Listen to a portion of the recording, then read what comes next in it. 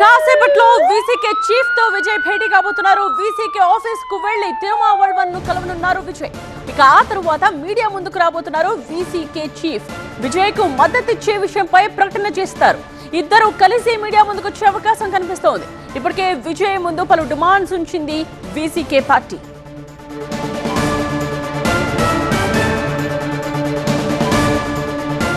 ఏం జరగబోతోంది తమిళనాడులో, ఏం జరగబోతోంది అన్నది మరి కాసేపట్లోనే తెలియబోతోంది. కాసేపట్లోనే వీసీకే చీఫ్ తో విజయ్ భేటీ కాబోతూ ఉన్నారు. వీసీకే ఆఫీస్ కు నేరుగా వెళ్లి తిరుమావళవన్ ను కలవనున్నారు విజయ్. ఆ తరువాత మీడియా ముందుకు వస్తారు వీసీకే చీఫ్. విజయ్ కు మద్దతిచ్చే విషయంపై అఫీషియల్ గా ఒక ప్రకటన చేస్తారు. ఇద్దరు కలిసి మీడియా ముందుకు వచ్చే అవకాశం ఉంది. ఇప్పటికే విజయ్ ముందు పలు డిమాండ్లు ఉంచింది వీసీకే పార్టీ.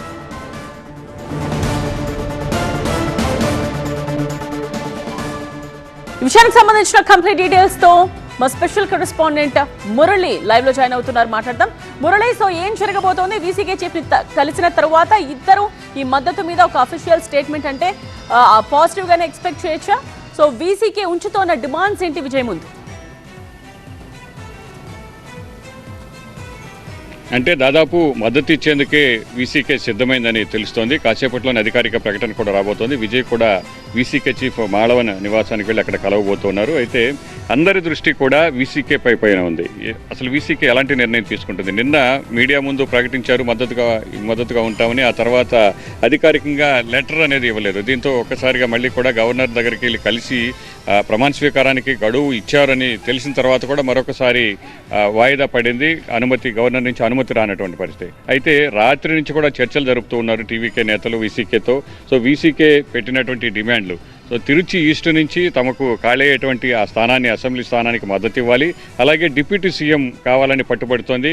అయితే మిగిలినటువంటి పార్టీల కంటే కాంగ్రెస్కు 5 మద్దతు ఇస్తే అక్కడ 2 మంత్రి పదవులు ఇస్తామని టీవీకే ఇప్పటికే కాంగ్రెస్కు హామీ ఇచ్చింది. సో ఇక్కడ 2 స్థానాల నుంచి మద్దతు ఇస్తారు కాబట్టి ఒక మంత్రి పదవి ఇస్తామని నిన్న సాయంత్రానికే ఒప్పందం కుదిరింది. కానీ డిప్యూటీ సీఎంఏ కావాలని పట్టుబడుతోంది వీసీకే. సో దీనిపైనే రాత్రి నుంచి కూడా చర్చలు జరుగుతున్నాయి. టీవీకే కూడా తర్జన భర్జన పడుతోంది. సో ఈ రెండింటి మధ్య వీళ్ళు అడిగినటువంటి డిమాండ్ల మధ్య ఒక ఒప్పందం అయితే కుదిరినట్టు తెలుస్తుంది. ఆ ఒప్పందం ఏంటి?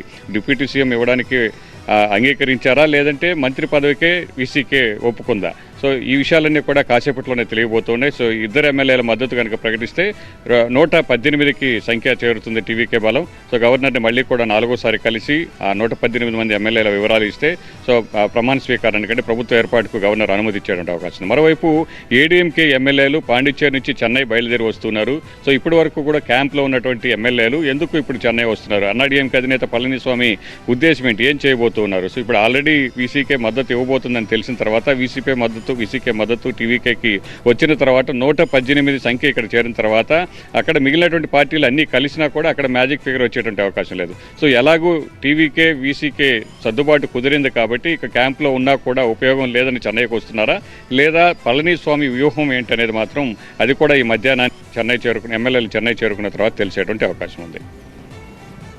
రైట్ మురళి.